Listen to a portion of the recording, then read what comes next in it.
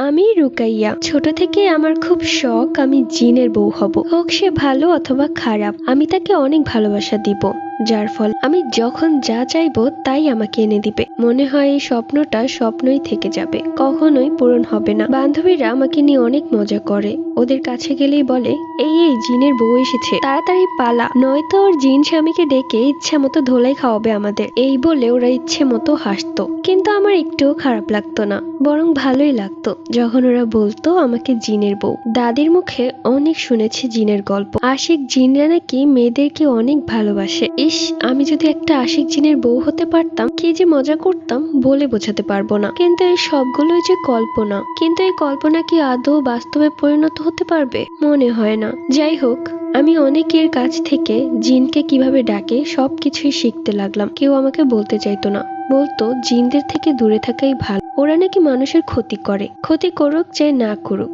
আমি তো জিনের বউ হবই। আমার দাদি বাড়ির পাশেই একটা কবিরাজ বাড়ি আছে, আমি দাদির বাড়িতে গেলেই সেই কবিরাজের বাড়িতে যাই। সেই দাদুটা খুব ভালো, আমাকে অনেক আদর করে। তাকে গিয়ে আমি বলতাম আচ্ছা জিনকে কিভাবে আনে। সে আমাকে বলতে চাইতো না, আবার ভয় দেখাতো। একবার জিনের পাল্লায় পড়লে তুমি কিন্তু সেখান থেকে আর বেরোতে পারবে না। তবুও আমি তাকে অনেক বলতাম, কিন্তু সে আমাকে বলতো না। তার ছোট্ট একটা ডায়েরি ছিল, সেই ডায়েরিতে অনেকগুলো মন্ত্র, অনেক কিছু লেখা আছে, যে মন্ত্র দিয়ে জিন হাজির করা যায়। একদিন তার বাসায় যাই এবং কৌশলে সেই ডায়েরিটা চুরি করি। কোন রকমে দাদির বাড়িতে চলে আসি। সেই একা ঘর বন্ধ করে আমি সেই ডায়েরিটা খুলি। সেই ডায়েরিটা অনেক পুরনো আর অনেক ভারী ছিল। আমি একদম শেষের পাতায় চলে যাই, দেখি সেখানে কি সব নকশা করা, একটা তারার মতো নকশা করা। সেখানে আবার কি সব লেখা আছে, মাঝখানে একটা পুতুলের ছবি। মনে মনে ভাবতে লাগলাম এটা দিয়েই হয়তোবা জিনকে হাজির করে। সেই পৃষ্ঠা আমি ছিঁড়ে ফেলি এবং ডায়েরিটা লুকিয়ে আবারও সেই বাড়িতে যাই এবং কবিরাজের চোখ ফাঁকি দিয়ে আবারও ডায়েরিটা আগের জায়গায় রেখে আসি। কবিরাজ দাদু বুঝতেও পারে না যে শেষের নকশা করা কাগজটা আমার কাছেই আছে। কাগজে আরো অনেক কিছু ছোট করে লেখা ছিল। রাত 12টায় মোম জ্বালিয়ে তাকে ডাকতে হবে, আর তাকে ডাকার মন্ত্র ছিল লেখা। আমার জন্য একদমই ইজি ব্যাপার। সেই রাতে দাদুকে বললাম তুমি মামির সাথে গিয়ে ঘুমা। আমার মামা ব্যবসার কাজে শহরে থাকে, আর আমার বাবাও, যার কারণে আমরা দাদি বাড়িতে থাকতাম। আমি মায়ের সাথে ঘুমাতাম না, ছোট থেকেই দাদির সাথেই ঘুমাতাম। আমার ছোট দুটো বোন আছে, ওরা দুইজন মায়ের সাথে ঘুমায়। তা যাই হোক, দাদিকে অনেক বলে কয়ে মামির ঘরে পাঠালাম, আর আমি আশায় রইলাম কখন রাত 12টা বাজবে আর আমি আমার কাজ শুরু করব। ঘুমে আমার চোখ দুটো বন্ধ হয়ে যাচ্ছিল, তবুও অনেক কষ্টে জেগেছিলাম, শুধুমাত্র জিনকে এক পলক দেখার জন্য। বেজে গেল রাত 12:10। আমি আর সময় নষ্ট করলাম না, সেই কাগজটা মাটিতে বিছিয়ে দিলাম এবং সেই তারার নকশার ভেতরে একটা মোম জ্বালিয়ে জানালাটা হালকা একটু খুলে দিলাম, যাতে করে জিন আসতে পারে। এরপর আমি সেই মন্ত্রগুলো পড়তে শুরু করি। মুহূর্তের মাঝে পুরো ঘরটা কেমন যেন ঝাঁকুনি দিয়ে উঠে, মনে হচ্ছে ভূমিকম্প হচ্ছে। কিছুটা ভয় পেয়ে তাড়াতাড়ি মোম নিভিয়ে দিলাম এবং তাড়াতাড়ি কাগজটা সরিয়ে ফেললাম। এই ভূমিকম্পের কারণে মা দাদি সবাই আমার ঘরে চলে আসবে, আর তারা এসে যদি দেখে আমি এসব করছি তাহলে আমাকে বাড়ি থেকে বের করে দিবে। কিন্তু দাদি মা কেউই আসলো না। আসলো আমার জামাই, মানে যার অপেক্ষা আমি এত বছর ধরে করছি, সে চলে এসেছে। বিছানার ওপর বসে আছে, সাদা পাঞ্জাবি পরা, বেশ লম্বা, চেহারায় নূর চমকাচ্ছে। চেহারাটা অবশ্য দেখা যাচ্ছে না, কিন্তু যতটুকু বুঝতে পারলাম সে একজন জিন। আমি আর সময় নষ্ট না করে মাথায় ওড়না দিয়ে তাকে সালাম দেই। তখন সে একটা ভারী কণ্ঠে বলে ওয়ালাইকুম আসসালাম। তার কণ্ঠ শুনে আমি যেন তার প্রেমে লাফ দিয়ে পড়ে গেলাম। আমাকে এখন কেউ বাঁচাতে পারবে না, আমি তার প্রেমের সাগরে ডুবছি। আমি লজ্জা পেয়ে তাকে বললাম ইস, আপনি এত দেরি করে আসলেন কেন বলেন তো? কত বছর ধরে আপনার অপেক্ষা করছি, আর কিছুদিন পর আসলে তো আমার বিয়েই হয়ে যেত, তাও আবার মানুষের সাথে। কিন্তু আমি তো মানুষকে বিয়ে করব না, আমি বিয়ে করব একটা জিনকে। এবার সেই জিনটা বলতে শুরু করলো আমাকে এখানে কেন ডেকেছেন সেটা বলেন। আমি তখন বললাম নেকা সেজন্য তো, তোমাকে বিয়ে করার জন্য ডেকেছি। কি বলছেন এইসব? আমার অনেক কাজ আছে, আপনি আমাকে ডেকেছেন তাই আমি আসতে বাধ্য হয়েছি। আরে রাখো তো ওইসব কাজ, বিয়ে করো আমাকে। বিয়ে করা ফরজ কাজ, আপনার কি মাথা ঠিক আছে? আপনি এইসব কথা ভেবে বলছেন আমাকে? আমি তখন খুব রেগে যাই আর বলি তুমি কি আমার বিয়েই লাগো নাকি যে তোমার সাথে আমি মজা করতে যাব? তোমাকে এখানে ডেকেছি বিয়ে করার জন্যই। জীবনের প্রথমবার আমি কোন পাগলের ঘরে চলে এসেছি, আমি এখনই চলে যাচ্ছি, নয়তো আর এক মুহূর্ত থাকলে এখানে আমি পাগল হয়ে যাব। আমি তখন তাড়াতাড়ি জানালাটা আটকে দিই যাতে সে পালাতে না পারে। সেই জিনটা তখন বলে, আরে কি করছেন আপনি?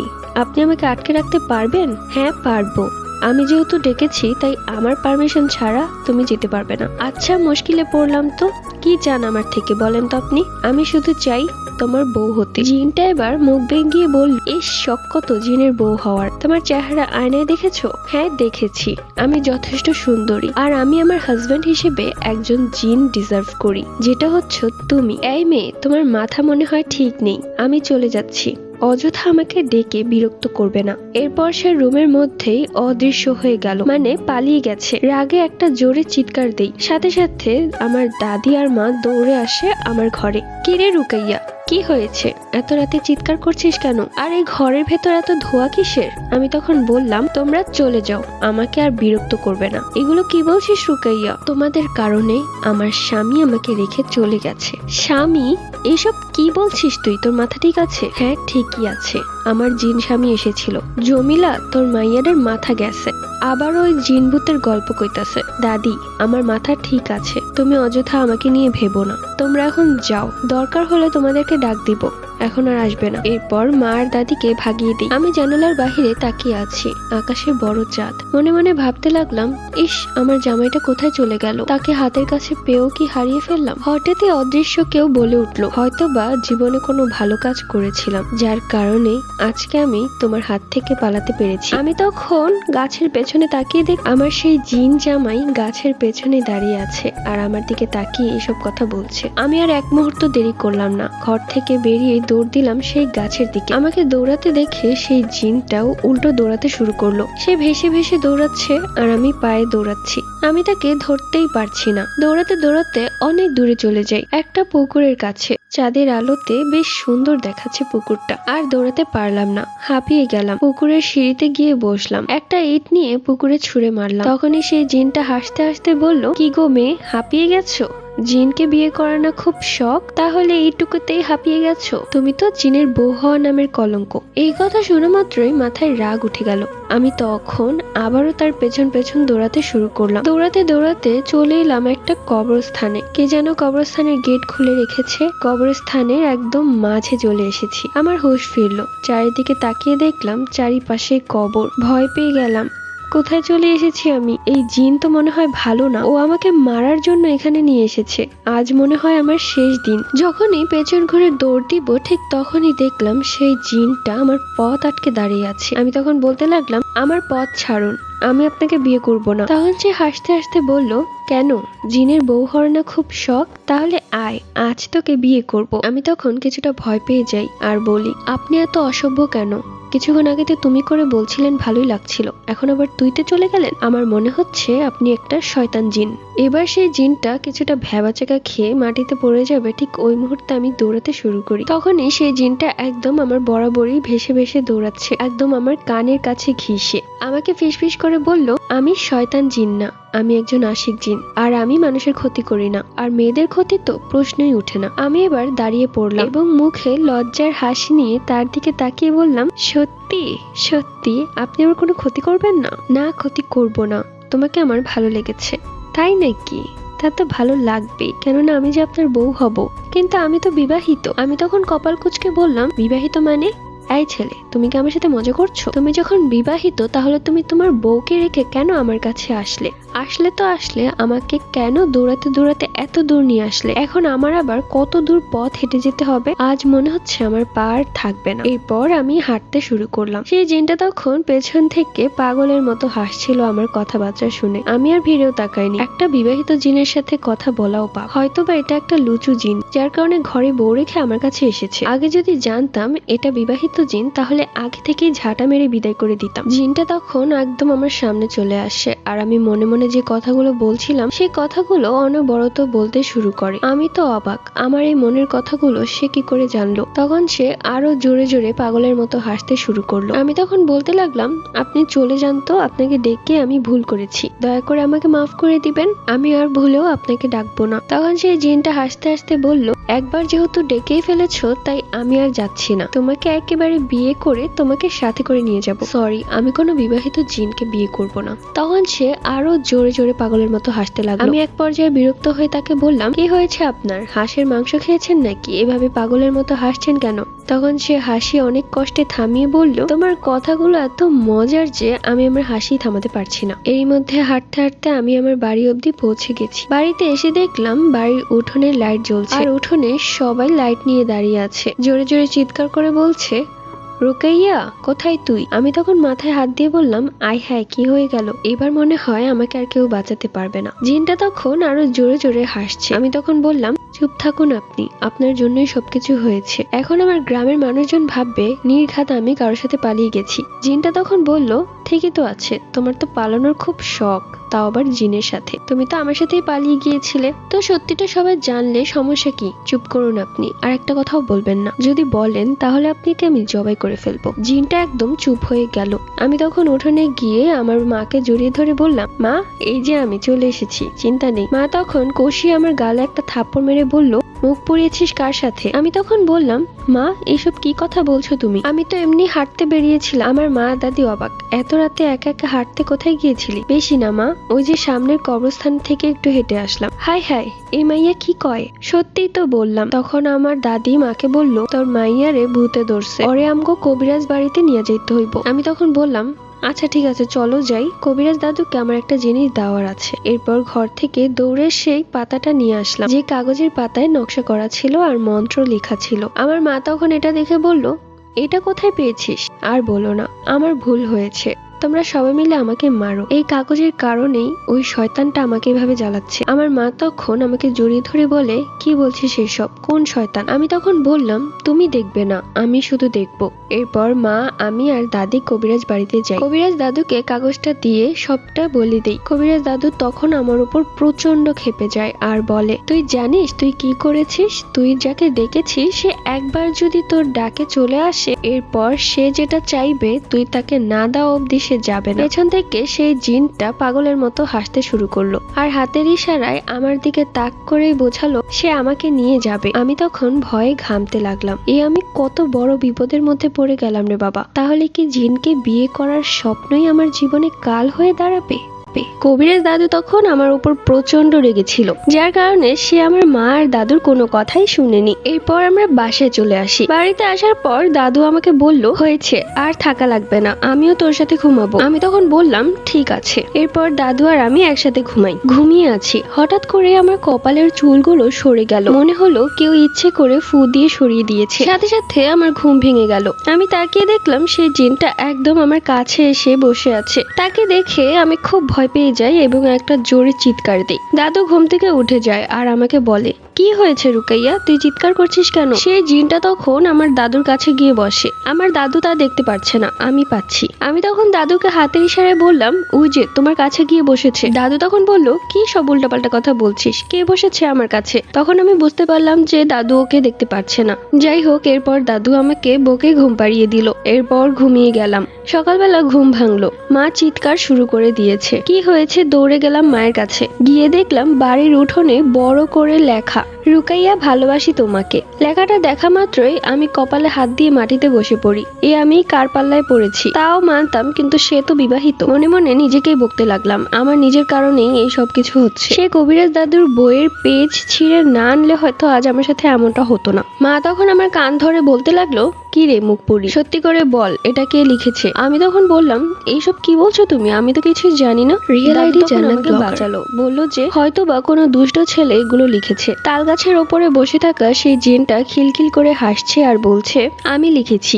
একটা কথা বলতেই হয় যে সেই জিনের হাতের লেখা খুব সুন্দর, মানে ক্রাশ খাওয়ার মতো। এরপর আমি বাগানে চলে যাই। বাগানটা আমাদের বাড়ি থেকে কাছেই। আসলে বাগানের সাথে সেই তাল গাছটা আছে যেখানে সেই জিনটা বসে হাসছে। বাগানে গিয়ে চিৎকার করে সেই জিনটাকে ডাক দিয়ে বললাম, এই জিন, এখানে আসুন, আপনার সাথে আমার কথা আছে। সেই জিনটা তখন চোখের পলকে আমার সামনে এসে হাজির হলো। আমি তখন বললাম, আচ্ছা আপনার কি লজ্জা শরম বলতে কিছু নেই? একে তো আপনি বিবাহিত, তার উপর আপনি আমাকে নিয়ে এসব কথা লিখছেন যাতে আমার পরিবারে আমাকে নিয়ে সন্দেহ করে, তাই তো? সেই জিনটা এবার মুচকি হেসে বলল, আমি তোমাকে মিথ্যে বলেছি, আমি বিবাহিত নই। মুহূর্তের মাঝে দ্বিতীয়বারের মতো আমি তার প্রেমের সাগরে পড়ে গেলাম। এই রুকাইয়া, কি হয়েছে তোমার? এইভাবে এক ধ্যানে আমার দিকে তাকিয়ে আছো কেন? মানে আপনার মুখ থেকে আমি যে কথাটা শুনলাম আমার বিশ্বাস হচ্ছে না। যা সত্যি তাই বলেছি, আমি বিবাহিত নই। তাহলে প্রথমে কেন মিথ্যে বললেন?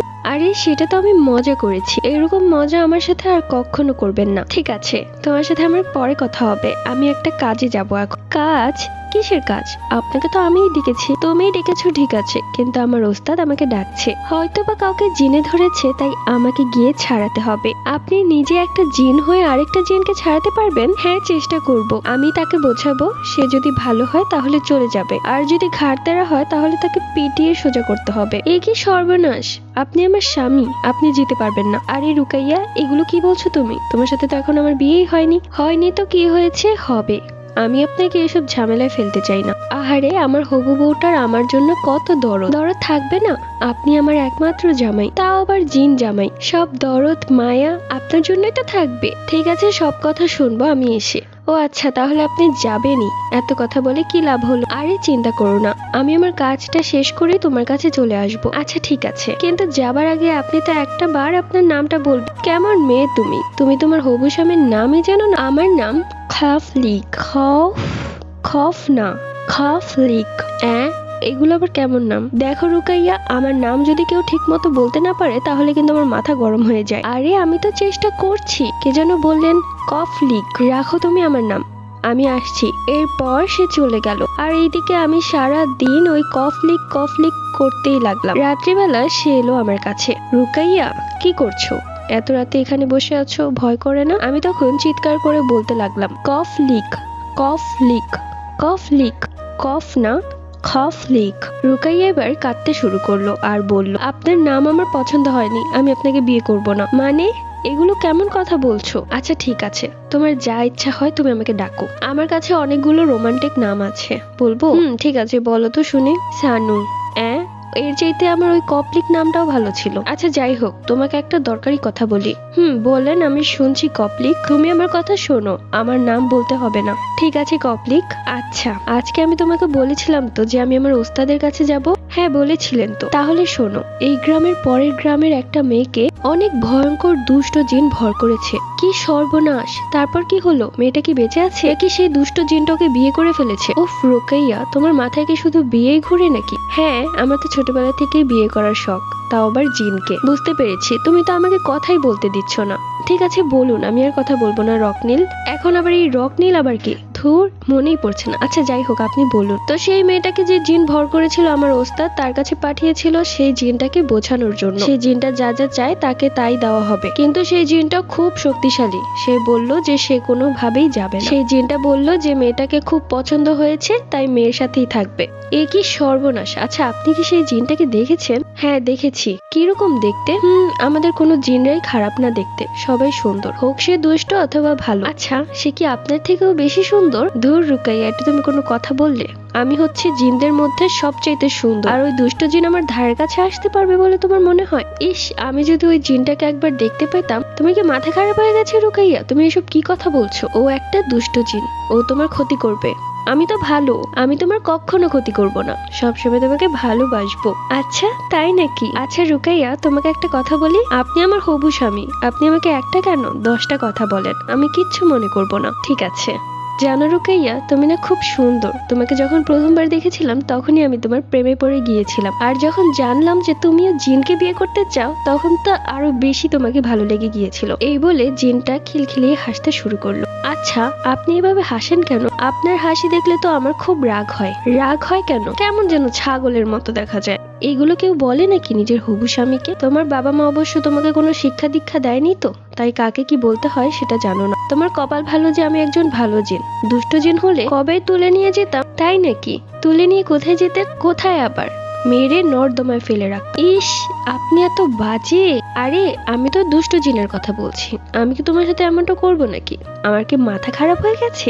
যাই হোক, আমি যে কথাটা বলতে এসেছিলাম তোমাকে তো বলাই হলো না। কি কথা বলুন তো? তুমি তোমার হাত দাও আমার কাছে। কি, বিয়ের আগে আপনি আমার হাত ধরবেন? ইস, আমার যে কি লজ্জা করছে। আরে বাবা, আমি সেটা বলিনি, বলেছি তুমি আমার সামনে হাত বাড়াও, তোমাকে একটা জিনিস দিব। সত্যি নাকি? কি দিবেন তাহলে আমাকে?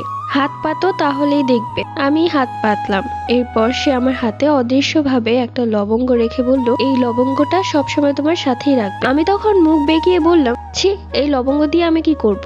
আরে এটা খুব কাজের। এই লবঙ্গ যতদিন তোমার কাছে থাকবে ততদিন দুষ্ট জিন তোমার কোনো ক্ষতি করতে পারবে না। আমার এই লবঙ্গের দরকার নেই। আপনি থাকতে আমার কে ক্ষতি করবে শুনি? যাই হোক, আমি যেহেতু সেই দুষ্ট জিনটাকে বোঝানোর চেষ্টা করছি, তাই সেও চাইবে আমার কোনো প্রিয় জিনিসের ক্ষতি করতে। হায় হায়, কি যে বলেন না! আমি কি তাহলে আপনার প্রিয় মানুষ? হ্যাঁ, ঠিক বলেছ, তুমি আমার প্রিয় মানুষ। আচ্ছা শোনো, তোমার কি পরিবারে কেউ নেই? হায় খোদা, হ্যাঁ আমার পরিবারে আছে। কে কে আছে? আমার পরিবারে আমার একটা ভাই আছে, সেও একজনের পালিত জিন। আর আমার উস্তাদ আছে, সে একজন মানুষ। আমি মূলত তার বাবার কাছে ছিলাম। তার বাবা মারা যাওয়ার পর তার সেবা করছি। তাই নাকি? তাহলে আপনি আমাকে বিয়ে করে খাওয়াবেন কি আর রাখবেন কোথায়? সে কি কথা! তুমি তোমার বাপের বাড়িতেই থাকবে, তাহলে আমি বিয়ে করব কি জন্য? বিয়ে করে মানুষ শ্বশুর বাড়িতে যাওয়ার জন্য।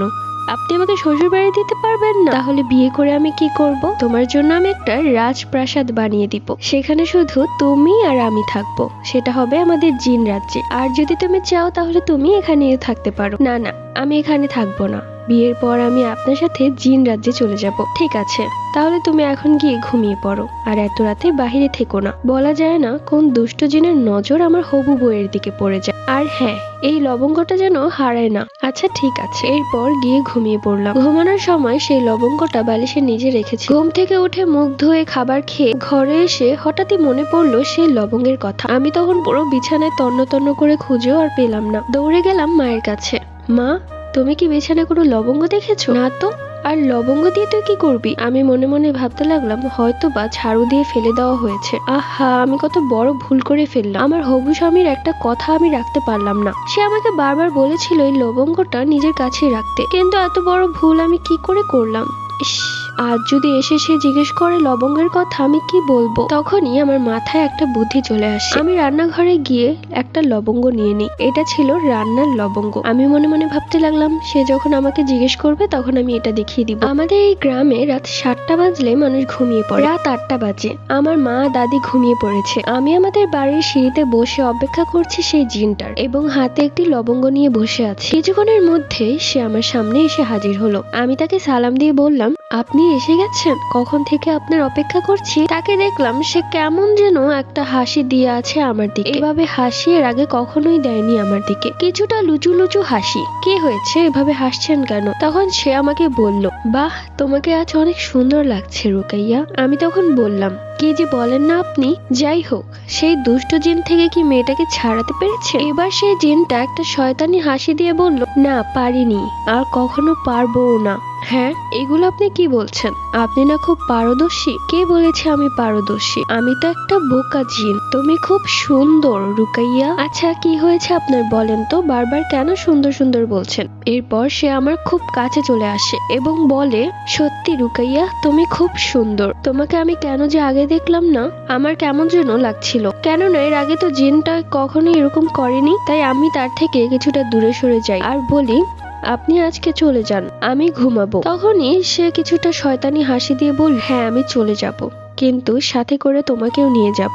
এগুলো আপনি কি বলছেন? মুহূর্তের মাঝে আসল জিন চলে এলো এবং কিছুক্ষণ আগে যে জিন দাঁড়িয়ে এগুলো কথা বলেছে সে একটা কালো পোশাকে রূপ নিল। তার চেহারাটা ছিল শয়তানের মতো। আসল জিন বলল, রুকাইয়া তুমি এখানে কেন এসেছো? তোমাকে বারবার বলেছিলাম সেই লবঙ্গটা হারাতে না। তুমি সরে যাও, ও একটা দুষ্ট জিন। আমি তখন খুব ভয় পেয়ে যাই এবং আমি হাত থেকে সেই লবঙ্গটা বের করে বললাম, এই যে এটাই তো লবঙ্গ। তখন সে খুব রাগান্বিত হয়ে বলল, তুমি আমাকে মিথ্যে বলো না, লবঙ্গটা তুমি হারিয়ে ফেলেছো। এটা একটা সামান্য লবঙ্গ, এতে কোনো শক্তি নেই, তাই এই শয়তান জিন তোমার কাছে আসতে পেরেছে। আমি তখন খুব ভয় পেয়ে যাই এবং ঘরের ভেতর ঢুকে দরজা বন্ধ করে দেই। তখনই বাহিরে এমন তুমুল ঝড় শুরু হয়ে গেল যে জানালার ফাঁকে উঁকি দিয়ে দেখলাম একটা সাদা ধোঁয়া এবং অন্য একটি কালো ধোঁয়া একে অপরের সাথে লড়াই করছে এবং সাদা ধোঁয়াটা বারবার দূরে ছিটকে পড়ছে।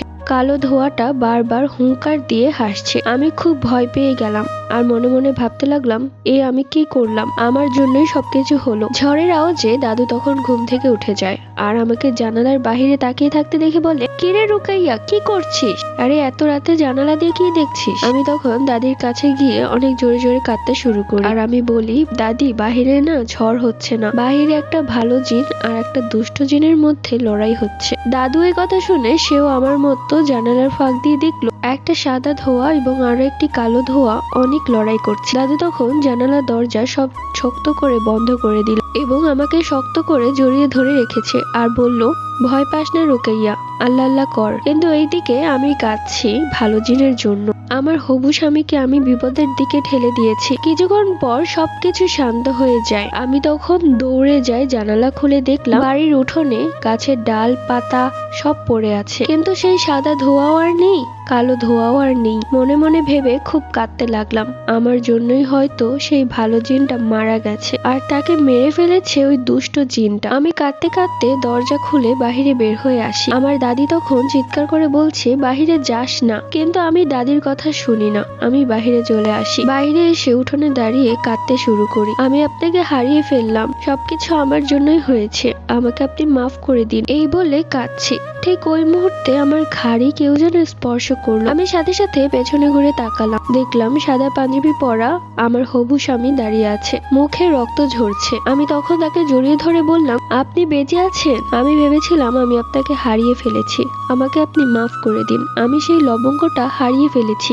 তখন সেই জিনটা আমাকে বলল, তুমি আমাকে মাফ করে দিও, তোমার এই সুন্দর জীবনটা আমি চাই না আমার জন্য নষ্ট হোক এই জিনদের মাঝে এসে। আমি কখনোই তোমার খারাপ চাইবো না রুকাইয়া, কিন্তু আমি চাই তুমি আজ থেকে আমাকে ভুলে যাও। আমি তোমাকে খুব ভালোবাসি, আমি তোমার ক্ষতি হোক এটা সহ্য করতে পারবো না। ওই দুষ্ট জিনটার নজরে পড়েছো তুমি, সেই সুযোগের অপেক্ষায় আছে, যখনই তোমাকে একা পাবে তখনই তোমার ক্ষতি করবে। আমি অনেক চেষ্টা করেও তাকে থামাতে পারিনি, উল্টো আমাকে মেরে খারাপ অবস্থা করেছে। আমি তখন খুব কাঁদছি আর বললাম, আমাকে আপনি মাফ করে দিন, এই ভুল আর কখনোই হবে না, আপনি আমাকে আরো একটি লবঙ্গ দিন। তখন সে বলল, মাফ করে দিও রুকাইয়া, আমার কাছে আর লবঙ্গ নেই। সেই লবঙ্গটা আমি আমার ওস্তাদের কাছ থেকে এনেছিলাম।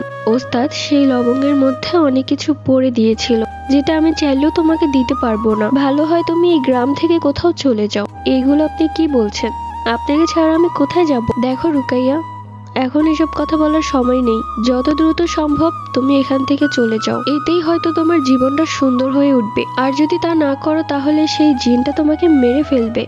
আমি যেতে পারবো না, আমি আপনার বউ, আপনাকে ছেড়ে আমি একা কি করে থাকবো? দেখো রুকাইয়া, এখন একদমই এসব কথা বলার সময় না, তুমি তোমার নিজের কারণে আজকে এই সমস্যায় পড়েছো, আর আমি চাইলেও তোমাকে আর বাঁচাতে পারবো না। আপনি কেমন স্বামী হলেন যে নিজের বউকেই রক্ষা করতে পারে না? সে আবার কেমন স্বামী, তাও নাকি আপনি আবার জিন? দেখো রুকাইয়া, আমি আমার সবটা দিয়ে চেষ্টা করেছি, কিন্তু সেই জিনটা আমার থেকেও অনেক অনেক শক্তিশালী। আপনি এক কাজ করুন, সেই জিনটাকে আমার কাছে পাঠান, আমি সেই জিনকেই বিয়ে করে ফেলি। এইসব তুমি কি বলছো রুকাইয়া? তাহলে কি বলবো? আমার স্বামী যে কিনা আর একটা জিনকে ভয় পায়, তাহলে আমি কি বলবো? দেখো রুকাইয়া, আমিও কিন্তু অনেক শক্তিশালী। তাই নাকি? তাহলে দেখান, আমিও দেখতে চাই আপনি কতটা শক্তিশালী। আর হ্যাঁ, একটা কথা শুনে রাখুন, আমি এখান থেকে কোথাও যাব না। কোথায় বা যাবো বলুন? এখানেই তো আমার সব। ঠিক আছে, তোমার কোথাও যেতে হবে না, কিন্তু তুমি আমার শক্তি দেখতে চেয়েছিলে তো, আমি সেই দুষ্ট জিনের সাথে লড়াই করব শুধুমাত্র তোমার জন্য। যদি হেরে যাই তাহলে তো ভাববে আমাকে ও মেরেই ফেলেছে, আর যদি জিতে যাই তাহলে আমার একটা শর্ত আছে। বলুন কি শর্ত? শর্তটা হচ্ছে আমি তোমাকে বিয়ে করে জিন রাজ্যে নিয়ে যাব, সেখান থেকে তুমি আর এখানে আসতে পারবে না। ও এটা ঠিক আছে, এটা কোনো ব্যাপারই না, আপনি আগে ওকে হারিয়ে দেখান। ঠিক আছে, কাল রাত 12টার পরে তুমি তোমাদের বাড়ির পেছনের বাগানে চলে আসবে, সেখানেই সেই জিনের সাথে আমার লড়াই হবে। যদি হেরে যাই তাহলে তোমাকে হারাবো, আর যদি জিতে যাই তাহলে আমি তোমাকে জয় করব। ঠিক আছে, কিন্তু রুকাইয়া, আমি চাই না তোমার ক্ষতি হোক, তাই তুমি তোমার হাতে এই তাবিজটি রাখো। এইটা আবার কিসের তাবিজ?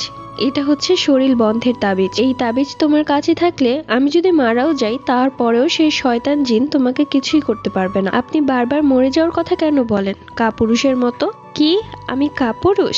ঠিক আছে, কালকেই দেখা যাবে। পরের দিন সকাল থেকে রাত 12টা অবধি আমি অনেক টেনশনে ছিলাম, কি হয়। রাত 12টায় সবাই ঘুমিয়ে পড়েছে। আমি আর সময় নষ্ট না করে চুপি চুপি সেই বাগানে চলে যাই, যেই বাগানে আজকে লড়াই হবে। অবশ্য ছোটবেলা থেকে ঝগড়া মারপিট দেখার প্রতি আমার একটা অন্যরকম ভালো লাগা কাজ করে, কিন্তু ভাবতেও পারিনি আজ জিনের মারামারি দেখার সৌভাগ্য হবে আমার। সেই বাগানে যাওয়া মাত্রই দেখলাম কোথা থেকে যেন সেই বাগানটা পুরো আলোকিত হয়ে গেছে। খুব সুন্দর একটা বসার জায়গা তৈরি হলো আমার জন্য। দেখে মনে হচ্ছে আমি একজন দর্শক, লড়াই দেখতে এসেছি। আমি সেখানে গিয়ে বসে পড়লাম এবং আমি বললাম, ঠিক আছে, এবার আপনারা মারামারি শুরু করুন। কিন্তু সেই দুষ্ট জিন শর্ত রাখলো যে যদি সে খফলিককে হারাতে পারে তাহলে সে আমাকে নিয়ে যাবে, আর যদি খফলিক ওকে হারাতে পারে তাহলে খফলিকের সাথে আমি ওর জিন রাজ্যে গিয়ে বিয়ে করব। এইদিকে আমি খুশিতে মরে যাচ্ছি, কেননা হারলেই বা কি জিতলেই বা কি, আমি যে জিনের বউ হবই। মুহূর্তের মাঝে একটা বাঁশির শব্দে তাদের মারামারি শুরু হয়ে গেল। চারিদিক থেকে